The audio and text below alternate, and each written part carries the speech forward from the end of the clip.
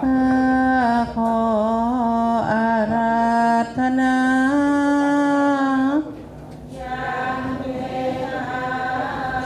ทั้งหลายนั้นองค์ใดเฝ้าได้รักษาทั่วทั้งโลกแห่งโลกาในวัดวาและศาสนาทั้งผู้พาและหอมหวยทั้งต้นกล้วยและแนวเขาทุกแถบเท้าและเทือนทำทุกหนองน้ำและวังปลาในศาลาและขอบเขตในนิเวศและสถานในวิมานและปราสาทในอากาศและเวหาทั้งคงคาแม่น้ำใหญ่เทพดาพระองค์ใดมีใจใสด้วยศรัทธาจงเสด็จเข้ามาฟังยังพระสัทธรรมเทศนาตามการตามเวลาด้วยฝูงข้าทั้งหลายเถิดธรรมาจาโลกา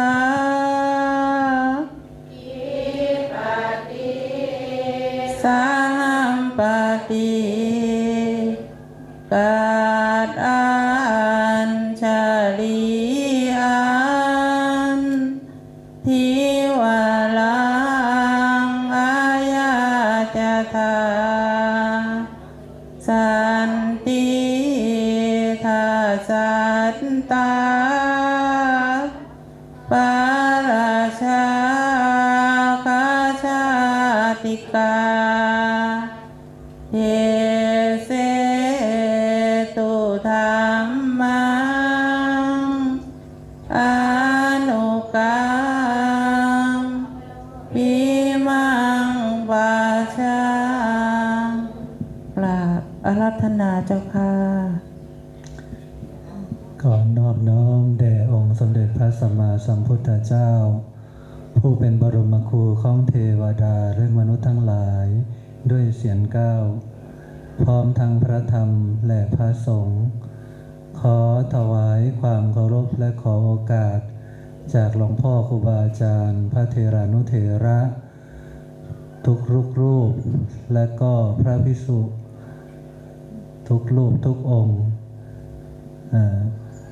แล้วก็เจริญพรไปยังญาติโยมแม่ขาวพ่อออกแม่ออกทุกคนก็นิมนต์หลวงพ่อครูบาอาจารย์ฉันเช้านะครับผม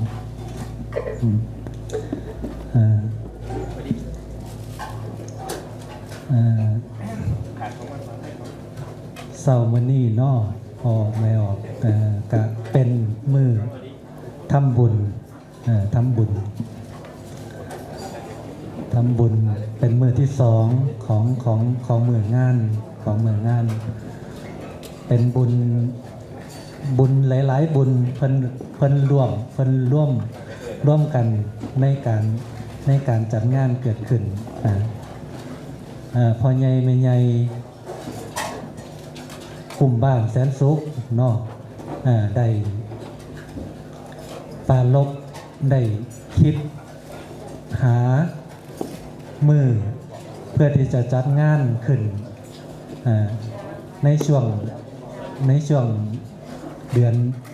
ต่างๆเนาะเดือนต่างๆที่เป็นตามหีบข้องประเภทนี้ที่ได้เคยได้เฮ็ดมาตามบุญเดือนต่างๆเนาะแต่กับบางสิ่งบางอย่างบุญบางเดือนก็บ่สามารถที่จะจัดให้ได้ตรงกับเดือนที่สิจัดขึ้นอย่างเช่นบุญเข้ากรรมเป็นเดือนหนึ่งเนาะบุญเข้ากรรมบุญคุณล้านบุญเข้าจีนี่เดือนบุญเดือน3บุญเดือน3แล้วกับบุญเพิ่นกับชาวบ้านได้แล้วก็หลวงพ่อครูบาอาจารย์ได้ลงความเห็นว่าสิจัดงานให้มันต่อเนื่องเนาะให้มันต่อเนื่องโดยบ่ได้ระบุว่าเป็นบุญหยังโดยเฉพาะก็คือร่วมๆนั่นแหละเนาะร่วมๆนั่นแหละก็เลยได้เมื่อจัดงานขึ้นแล้วเนาะก็ได้มีการปรารภธรรมพบปะกับญาติโยมสาธุชน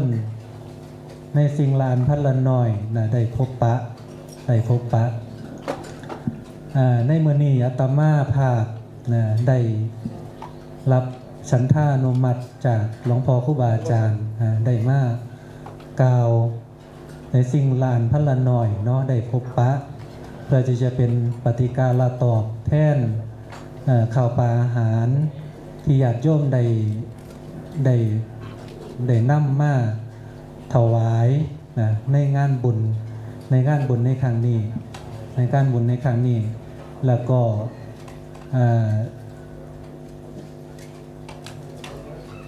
อยากจะได้พูดคุยพบปะกับญาติโยมในมื้อนี้ก็คือเกี่ยวกับเรื่องของบุญเดือน3เนาะบุญเดือน3แล้วกันเพราะว่าหลายบุญมารวมกันเนาะอยากจะยึดยกเอาบุญเดือน3มาในเว้าให้ญาติโยมได้ยินได้ฟังก็คือบุญเดือน3นี่บ่ได้จำเป็นว่าต้องเป็นบุญเขากีอย่างเดียวเนาะเพราะว่ามันก็มีบุญมากค่ะบุญบ้านมากค่ะแต่ก็อยู่ในเดือน3นั่นแหละอยู่ในเดือน3บุญมากค่ะบูชาบุญมันมาคาบูชาก็ได้ผ่านมาแล้วนะผ่านมาแล้วได้จัดมาผ่านมาหลายมือพอสมควรแล้วแล้วก็บุญที่สิจัดหลังเดือนหลังวันมาคาบูชาก็คือบุญเขาจีเนาะบุญเขาจีจัดอยู่ในบุญเดือน3บุญเขาจีนี่เป็นหีบข้องประเภทนี้ที่ได้ปราชญ์ครูบาอาจารย์หรือปราชญ์โบราณอาจารย์ในยุคก่อนๆหรือที่ได้มีแนวความคิดริเริ่มในการที่จะสร้างที่จะก่อร่างสร้างบุญนะบำเพ็ญบุญบำเพ็ญกุศลบำเพ็ญบุญบำเพ็ญกุศลประเภทนี้บุญเขากีนี่นะที่ได้เห็นมากกับมีอยู่ทั่วไปที่เป็นประเภทนี้อีสานของบ้านของเฮาถึงเวลาบุญเดือน3ขึ้นมากับมีบุญเขาจีนี่มีการเตรียมข้าวปลาอาหารเตรียมเข้าเพื่อที่จะนำมานำมาย่างนำมาปิ้งกันแล้วแต่ละเป็นเทคนิคของไผมั่นนอกวิวัฒนาการของข้าวจีเนี่ยมันมีความเป็นไปเป็นมาจังใดกะสิเอามาฝากมาต้อน พ่อใหญ่แม่ใหญ่ให้ได้รับรู้ได้รับทราบว่ามันมีความเป็นมาอยู่ แต่สิก่อนสิเข้าเนื้อหาสาระที่เป็นความเป็นมาก็คือข้าวจี้เนี่ยอาจจะเกิดขึ้นในกรณีที่จังบ้านเฮาเนาะหมายถึงว่าเป็นเมืองพุทธนี่หน้าหนาวนะหน้าหนาวก็มีการก่อไฟผิงเนาะเป็นเรื่องที่ปกติธรรมดาอยู่แล้วเมื่อมีความหนาวเกิดขึ้นกับก่อไฟนะก่อไฟขึ้นเมื่อก่อไฟขึ้นเสร็จสับเรียบร้อยแล้วกะหาแนวมาจีมาปิ่งมาย่างนะเพื่อที่จะกินกันเนาะเพื่อจะกินกันการจีการย่างของการปิ้งข้าวจีเนี่ยกะวิวัฒนาการมาจากการที่เป็นปั่นข้าวจีนั่นแหละก่อนเนาะมันจะมีปั่นได้พ่อประมาณแล้วก็เอาหาใหม่มาเสียบปิ่งจีเนาะก่อนจะจีก็อาจจะเป็นการห้อยเกลือเนี่ยจักหน่อยเนาะห้อยเกลือก่อนห้อยเกลือแล้วก็จีปิ้งให้มันแหมให้มันเหลืองจักหน่อยนะบางเที่ยก็อาจจะเป็นมีสอดใส่ก็มีเนาะมีสอดใส่น้ำอ้อยก็แล้วแต่ละแล้วแต่เทคนิคไผมันเนาะมีสอดใส่น้ำอ้อยหรือไอ้มันแหมเหลืองในจักหน่อยก็มีท่าไข่ก็มีท่าไข่แล้วก็เมื่อมันสุกได้ทีแล้วก็เอามากินกันเนาะมากินกันมาทานกันเมื่อทานแล้วหรือก่อนจะกินจะทานบางเที่ยก็มันคิดฮอดคิดถึงเนาะพระเจ้าพระสงฆ์หลวงพ่อครูบาอาจารย์พระนมเน่นหน่อยอยู่วัดกับบางเที่ยก็ได้ปิ้งได้ย่างไปถวายเนาะก่อนจะกินก่อนจะกินกันนั่นทีก็คิดฮอดหลวงพ่อครูบาอาจารย์อยู่วัดก็ได้ปิ้งไปถวาย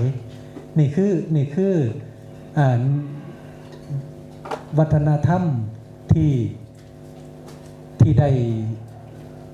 เห็นได้พบได้เจออยู่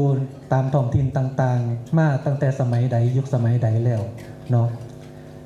แต่เมื่อมีในลักษณะนี้แล้วนะที่เห็นแล้วบางเทียกับบ่ได้ทราบบ่ได้รู้ได้ทราบว่ามันมาจากไสหรือเป็นการ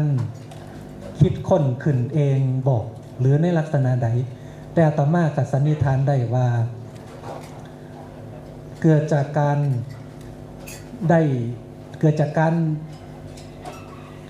ารคิดค้นหาแนวกินหาแนวอยู่แนวกินเนาะวัฒนธรรมของคนอีสานเฮาก็มีก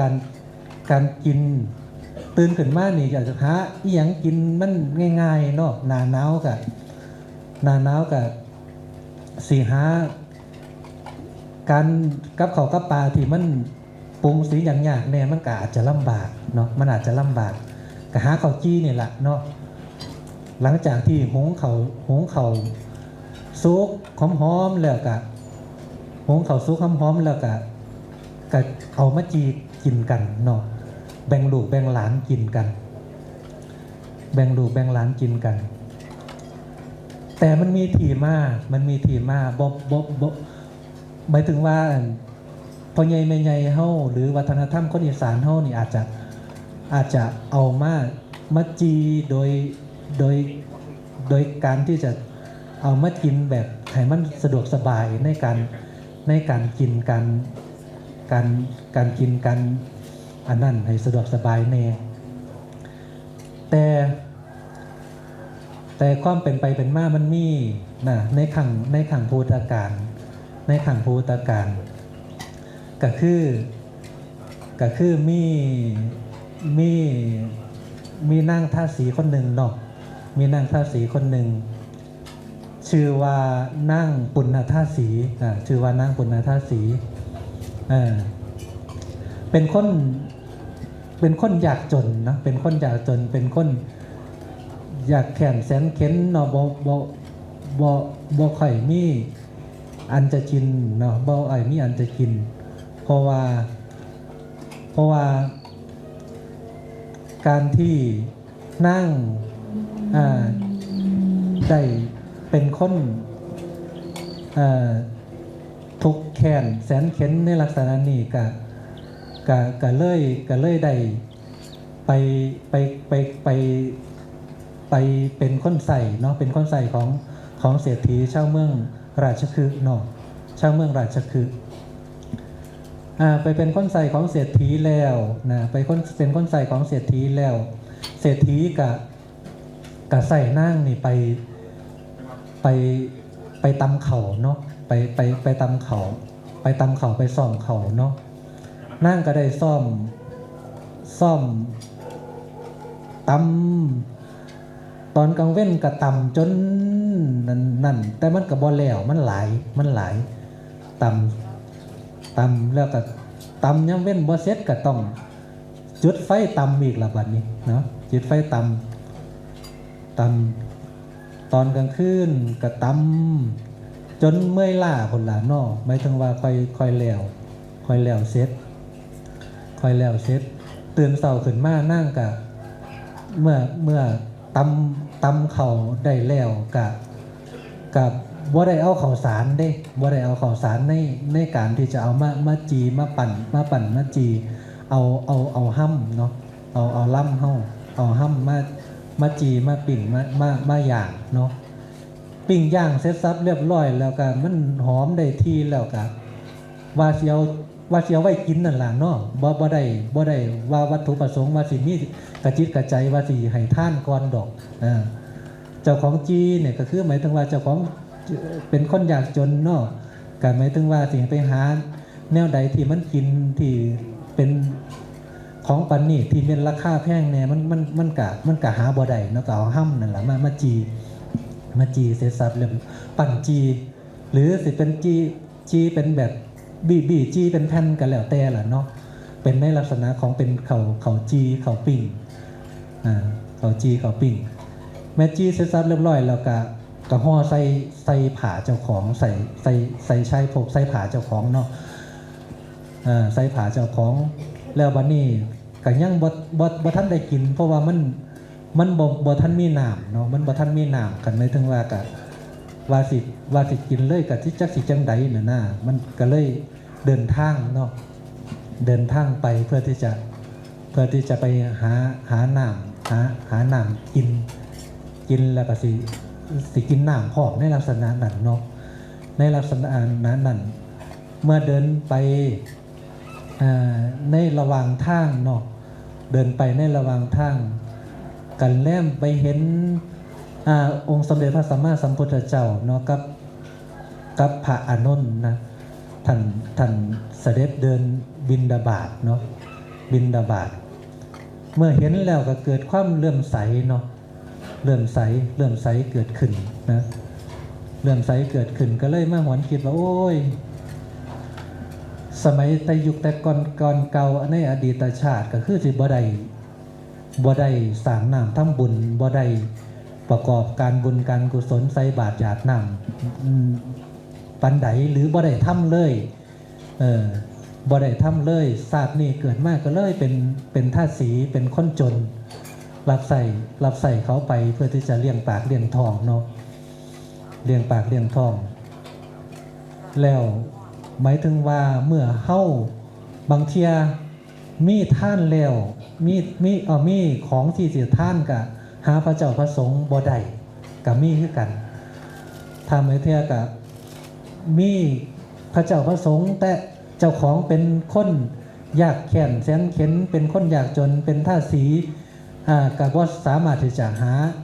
ของมาท่านที่มันเป็นของที่ประณีตได้ก็เลยว่าในขณะนี้เฮาพ่อมีเ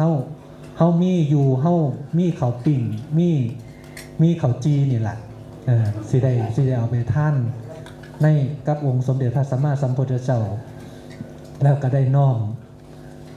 ข้าวจีข้าวปิ้งที่เจ้าของได้ปิ้งมานี่แหละจากบ้านของท่านของเศรษฐีล่ะของเศรษฐีทีแรกก็ว่าจะกินนั่นแหละเอาไปเอามาโอ้ยการกินนี่บางเทีมันก็อิ่มได้ในชั่วขณะหนึ่งชั่วขณะหนึ่งบางเทีคันเฮาเอามาท่านให้กับองค์สมเด็จพระสัมมาสัมพุทธเจ้ามันก็สิได้บุญหลายนะมันก็ได้บุญหลายเพิ่นมาโปรดมาอันนั้นพอดีก็ได้น้อมถวายด้วยจิตใจศรัทธาเนาะศรัทธาในองค์สมเด็จพระสัมมาสัมพุทธเจ้าเมื่อทอดท่านถวายแล้วก็มาคิดอีกเด้ว่าโอ้ยกับเมื่อถวายไปแล้วกับยังบ่ทันแน่ใจเด้ว่าองค์สมเด็จพระสัมมาสัมพุทธเจ้าเพิ่นสิฉันให้บ่เพิ่นสิเสวยให้บ่เพิ่นสิฉันให้บ่แล้วเมื่อคิดในลักษณะนี้แล้วก็องค์สมเด็จพระสัมมาสัมพุทธเจ้าเพิ่นก็ฮู้ด้วยวาระด้วยญาณด้วยวาระจิตเนาะว่าโอ้ยท่าสีนี่ญาณมีความกังวลว่าท่านนี่บ่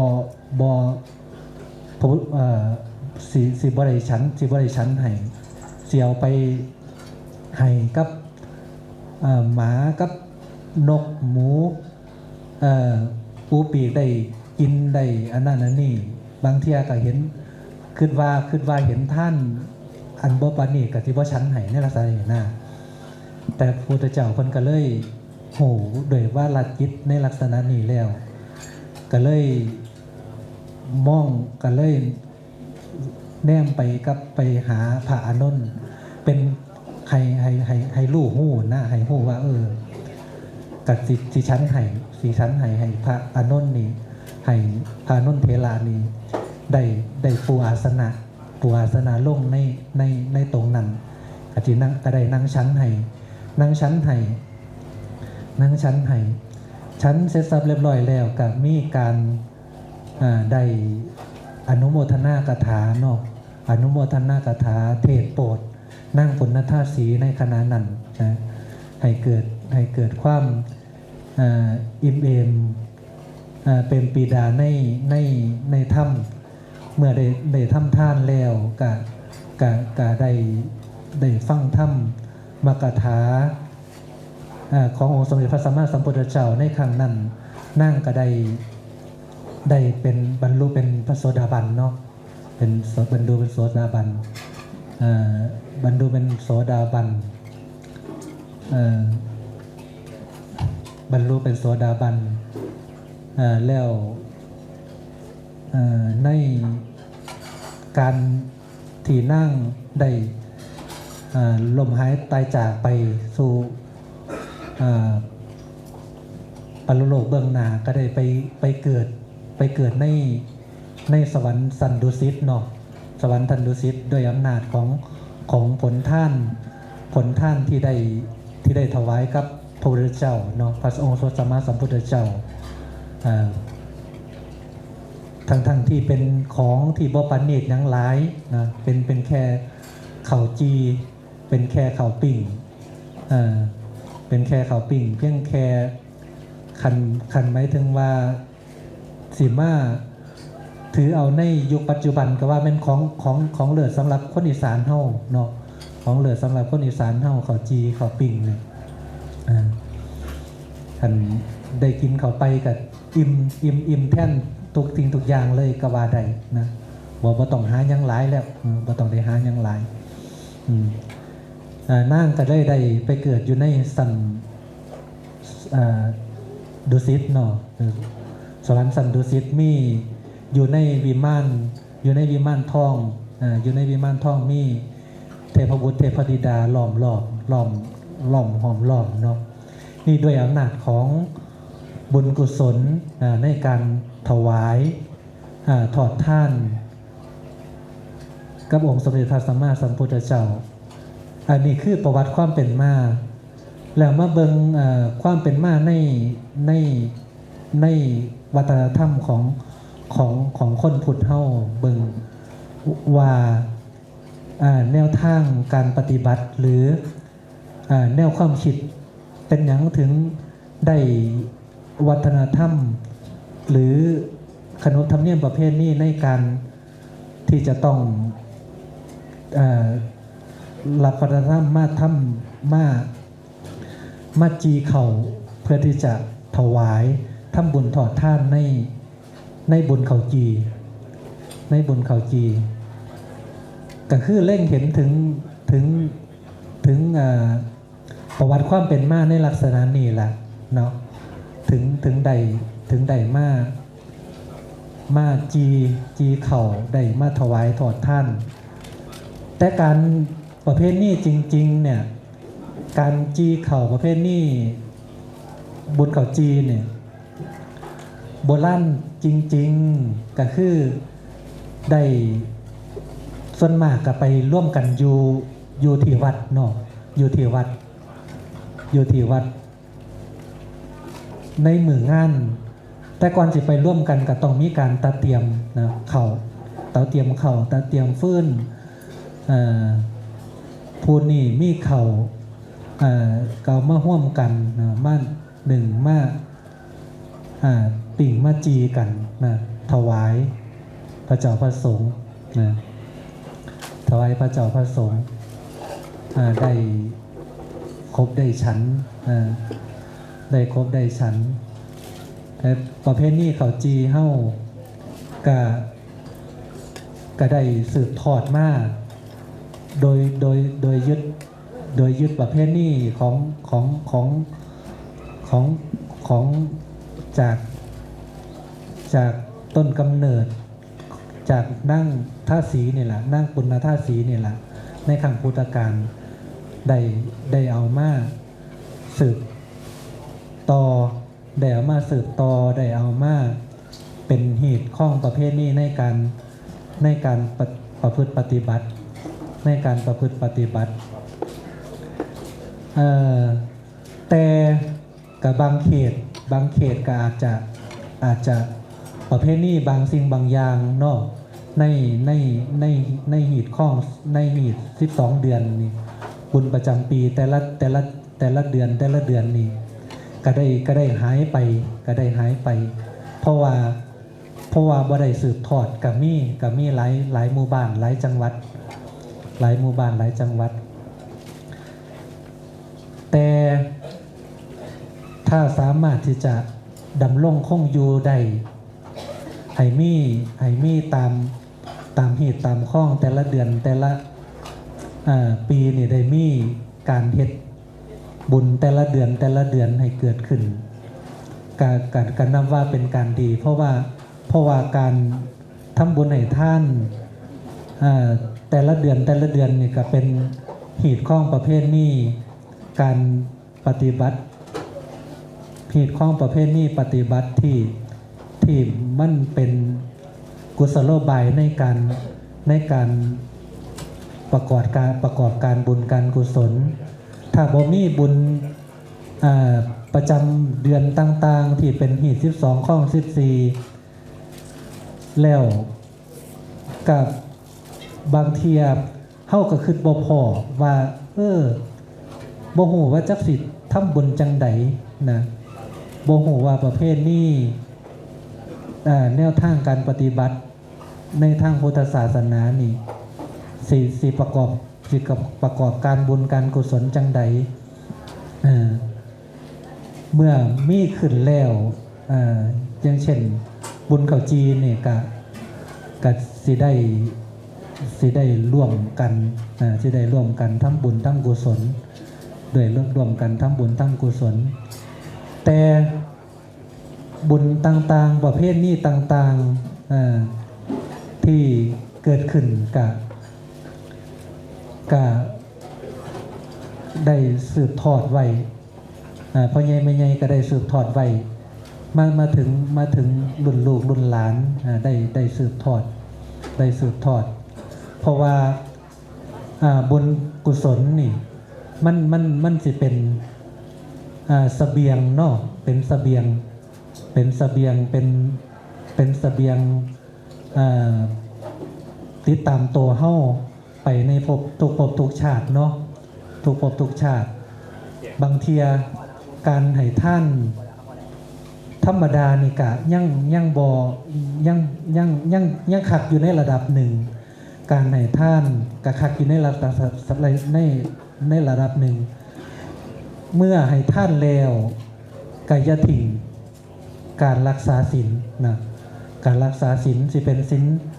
5หรือศีล8ศีล227ข้อของพระเจ้าพระสงฆ์ก็แล้วแต่เนาะหมายถึงว่ามันต้องประกอบให้ครบองค์แล้วก็ตัวสุดท้ายอีกอันนึงก็คือที่ขาดบ่ได้ก็คือการภาวนาการเจริญจิตภาวนาสุดท้ายนี่กับเป็นการประกอบการบุญการกุศลนะการปฏิบัติธรรมกับเจริญจิตภาวนาให้ได้บรรลุมรรคผลพระนิพพานถึงสิบ่ได้ไปพระนิพพานก็ให้ได้มีฌานนะก็ได้เป็นฌานเป็นสมาธิเพียงแค่เล็กๆน้อยๆก็เป็นบุญนับว่าเป็นบุญแล้วก็ขอได้ฝากนะให้พ่อใหญ่แม่ใหญ่ได้สืบเนาะได้สืบทอดแล้วก็ได้บอกกล่าวให้กับลูกหลานคนเกิดใหม่ในรุ่นนะได้สืบทอดรักษาไว้บางเทียเบิดพวกเฮาเนาะพวกเฮาที่มีอายุหลายบางเทียลมหายตายจากแล้วลูกหลานคนเกิดใหม่ในรุ่นบางเทียบ่ได้มาเบิงบ่ได้มารวมประกอบงานบุญต่างๆกับบางเทียก็อาจจะบ่ฮู้อาจจะบ่เข้าใจในการทำบุญประเภทนี้ในตามหีดข้องต่างๆเนาะในหีดข้องต่างๆถ้าหมายถึงว่าได้บอกลูกบอกหลานได้มาทำบุญศึกษาหีดข้องไปนำกับจะเป็นการดีเนาะเพราะว่าของมนีนี่มันกะอยู่ที่การสืบทอดเนาะการสืบทอดบางทีถ้าขาดการสืบทอดแล้วหรือเกิดจากการบ่ว่างจากภารกิจต่างๆมีภาระหน้าที่ต่างๆแล้วบางเทียกะความพร้อมก็อาจจะบ่มีหรือบางหมู่บ้านต่างๆสิหาพระเจ้าพระสงฆ์อยู่สร้างบ้านอยู่ได้ทำบุญตักบาตรฟังเทศน์ฟังธรรมนี่กะหายากบางเขตบางหม่องก็บ่มีพระเจ้าพระสงฆ์ก็เป็นบางบ้านก็มีแค่มีวัดมีแต่วัดเนาะบ่มีพระเจ้าพระสงฆ์อยู่ก็มีหลายแต่บ้านแสนสุขเฮานี่ก็มีครูบาอาจารย์เนาะได้มาประพฤติวัดปฏิบัติธรรมอยู่บ่ขาดสายเพิ่นก็สลับสับเปลี่ยนเวียนมาแต่ละรูปแต่ละองค์มาปฏิบัติธรรมอยู่ในวัดเก่าบ่เขาประพฤติวัดปฏิบัติธรรมเขาปริวาสกรรมในการปฏิบัติธรรมก็มีพระเจ้าพระสงฆ์หลายพ่อใหญ่แม่ใหญ่ก็เลยว่าโอ้มีพระเจ้าพระสงฆ์เพิ่นมาโปรดมาภายบางเทียก็คันมันมีประเภทนี้ที่ได้สืบทอดที่ได้ต่อยอดที่ได้ สั่งบ้านสั่งบุญสั่งกุศลอยู่นี่กะอาจจะได้ทำบุญใหญ่กันหลวงพ่อครูบาอาจารย์กับส่วนมากกับฉันเสร็จเรียบร้อยเป็นส่วนใหญ่เนาะฉันเสร็จเรียบร้อยเป็นส่วนใหญ่กับในท้ายที่สุดนี้นะก็ขออำนวยอวยพรขออ้างอิงเอาคุณพระศรีรัตนตรัยคือคุณพระพุทธคุณพระธรรมคุณพระสงฆ์กุศลผลบุญที่คณะครูบาอาจารย์คณะครูบาอาจารย์คณะญาติโยมสาธุชนได้มาประกอบการบุญการกุศลในเมื่อนี้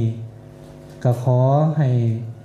ได้มีความสุขความเจริญด้วยอายุวันะสุขภละปฏิภาณธนสารสมบัติธรรมสารสมบัติโชคลาภร่ำรวยมั่งมีสีสุขเจริญในหน้าที่การงานในที่ทุกสถานตลอดกาลและทุกเมื่อและก็ขอให้ได้มีโอกาสประพฤติปฏิบัติธรรมนำตนของตนให้พ้นทุกข์ถึงสุขถึงสันติสุขอันไพบูรณ์ตลอดจนเข้าสู่พระนิพพานในอนาคตการอันไม่ช้าไม่นานนี้ด้วยกันทุกท่านทุกคนเทินเจริญพร